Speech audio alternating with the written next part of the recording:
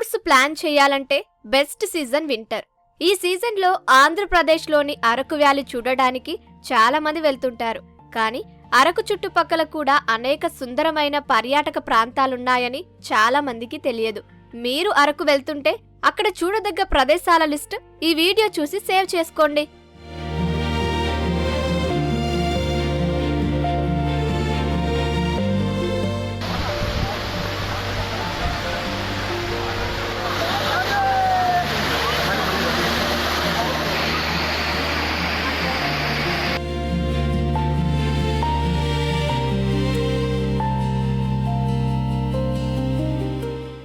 సూర్యోదయ సమయంలో కొండలపై తేలియాడే మేఘాలు తాకాలంటే వంజంగి హిల్స్ కు వెళ్లాల్సిందే.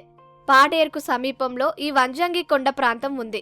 దట్టమైన పొగమంచులో ట్రెక్కింగ్ చేసి కొండపైకి వెళ్లి ప్రకృతి అందాన్ని ఆస్వాదించవచ్చు.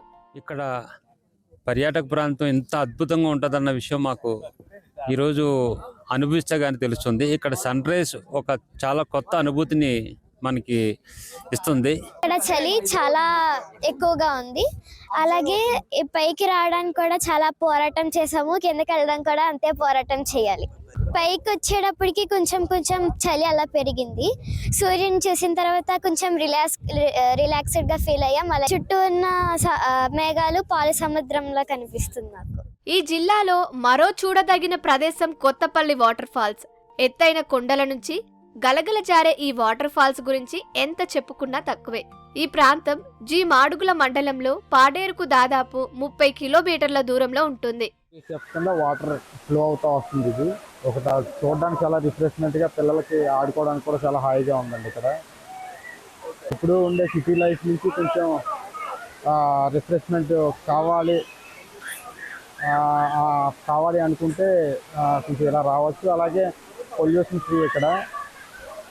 అలాగే మన టూరిజం కూడా డెవలప్ అవుద్ది. మనం ఇలా వచ్చి ఎక్కడెక్కడో వేరే స్టేట్స్లో ఉన్న వాటర్ ఫాల్స్కి వెళ్ళే కంటే మనకు దగ్గరలో ఉన్న వాటర్ ఫాల్స్ కూడా వచ్చి చూస్తే మన టూరిజం కూడా డెవలప్ అవుద్ది అనుకుంటున్నాం.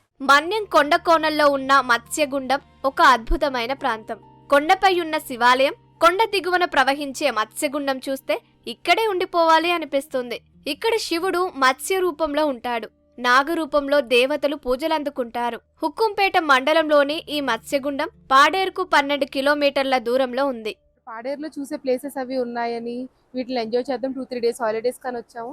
ఇక్కడ దగ్గరలో మత్స్యగుండం ఉందని చెప్పారు, అది చూద్దామని వచ్చాము. చాలా బాగుంది. ఎప్పుడు బిల్డింగ్స్, ఈ రోడ్లు చూడడమే మేము. ఈ జలపాతాలు, ఈ గ్రీనరీ అంతా ఇక్కడ చాలా బాగుంది. ఇలా ప్లాన్ చేసుకోవడం చాలా బాగుంది. ఇంకా డెవలప్ చేసి దీనికి ఇటు సైడ్ టూరిజం ప్లాన్ చేసుకుని అందరూ వస్తే కూడా చాలా బాగుంటుందని అనుకుంటున్నాం.